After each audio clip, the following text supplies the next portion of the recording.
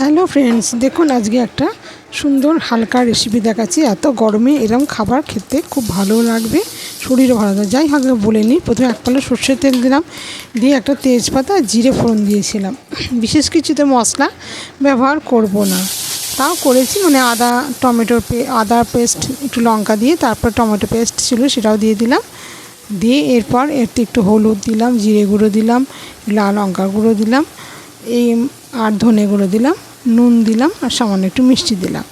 দিয়ে মশলাটাকে একটু কষে নেবো। যেহেতু আমি অল্প তেলে করছি, সেই জন্য আমাকে একটু জল দিয়ে মশলাটাকে কষে নিতে হবে। তারপর আমি আলুটাকে আগে থাকতে সেদ্ধ করে রেখেছিলাম, সেই আলুগুলোকে আমি সব দিয়ে দিলাম। দিয়ে আলুটাকে ভালো করে কষে নিলাম, নিয়ে এবার একটু জল দিয়ে দেবো। খানিকটা ফুটে গেলে তারপর আমি দেখাচ্ছি। এরপর আমি অন্য একটা কড়াতে মাছটা ভাজতে দিয়েছি। এবার সেই মাছটা ভাজা হয়ে গেছে। এইবার আমি যে ঝোলটা করে রেখেছি, সেই ঝোলটা ওতে ঢেলে দেবো।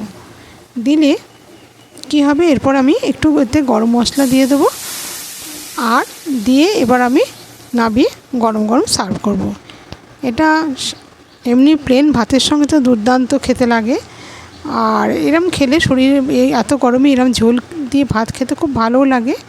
আর আপনারা এরকম ট্রাই করে দেখুন। এত লাইট খাবার, এত সুন্দর খাবার, আপনারা ট্রাই করলে বুঝতে পারবেন কত সুন্দর। শরীরও খুব ভালো থাকে, খেতেও ভালো লাগে।